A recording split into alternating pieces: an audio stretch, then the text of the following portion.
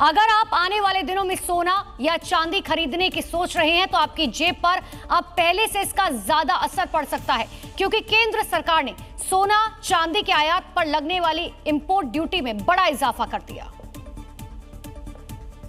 और वित्त मंत्रालय की ओर से जारी नोटिफिकेशन के मुताबिक नई दरें आज से लागू हो गई हैं।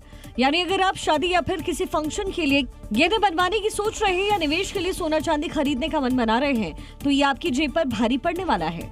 सरकार ने सोने और चांदी के आयात पर लगने वाली ड्यूटी में भारी इजाफा कर दिया। सरकार ने कुल इंपोर्ट ड्यूटी को 6% से सीधा बढ़ाकर 15% कर दिया। बेसिक कस्टम ड्यूटी यानी BCD 5% से बढ़ाकर 10% कर दी गई है, जबकि agriculture infrastructure and development cess यानी कि AIDC को 1% से बढ़ाकर 5% कर दिया गया, जिसके चलते अब विदेशों से सोना मंगवाना न केवल महंगा होगा बल्कि इसका सीधा असर आपके शहर के सराफा बाजार पर नजर आएगा। इतना ही नहीं, UAE से रियायती कोटे के तहत आने वाले सोने पर भी अब ज्यादा ड्यूटी चुकानी होगी। यानी महायुद्ध की मार के बीच अब कीमती सामान पर छूट के दिन लग चुके हैं और आपको अपनी आदत में बदलाव लाना जरूरी हो गया है। तो आखिर गोल्ड और सिल्वर पर कस्टम ड्यूटी बढ़ाने का सरकार ने सख्त कदम क्यों उठाया? देखिए, इसके पीछे की वजह है रिकॉर्ड तोड़ आयात, और इस तरह के फैसले का अंदेशा PM मोदी कुछ दिन पहले ही दे चुके थे, क्योंकि प्रधानमंत्री मोदी ने देशवासियों से संयम की अपील की है और खास तौर पर सोने की खरीदारी और ईंधन की खपत कम करने को कहा है ताकि देश की अर्थव्यवस्था मजबूत रहे। मेरी देश के हर नागरिक से अपील है, जहां संभव हो पेट्रोल डीजल का उपयोग कम करें। बता दें, भारत चीन के बाद दुनिया का दूसरा सबसे बड़ा गोल्ड उपभोक्ता माना जाता है। भारत अपनी जरूरत का सबसे ज्यादा सोना स्विट्जरलैंड से मंगवाता है, जिसके बाद UAE और दक्षिण अफ्रीका का नंबर आता है।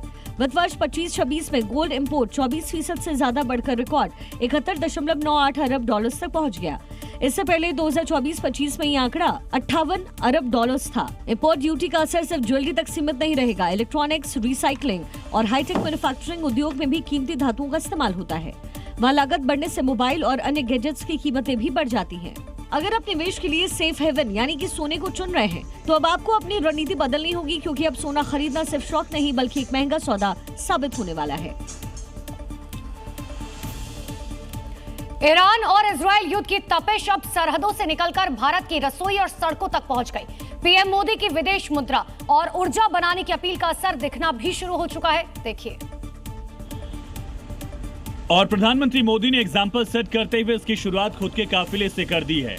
बता दें कि देश की अर्थव्यवस्था को मजबूती देने के लिए प्रधानमंत्री मोदी ने न सिर्फ देशवासियों से ईंधन बचाने की अपील की, बल्कि उन्होंने अपनी सुरक्षा में काफिले की गाड़ियों को भी कम कर दिया। दरअसल PM मोदी के निर्देश के बाद उनके काफिले में शामिल गाड़ियां 50% तक कम हो जाएंगी। इसे लेकर SPG को निर्देश दिए गए हैं। सूत्रों के मुताबिक इलेक्ट्रिक गाड़ियों की संख्या बढ़ाई जाएगी, लेकिन कोई नई गाड़ी न खरीदने के निर्देश दिए गए ताकि अतिरिक्त खर्चे से बचा जा सके। सरकारी खर्च में कटौती को लेकर PM मोदी का ये बड़ा कदम माना जा रहा है।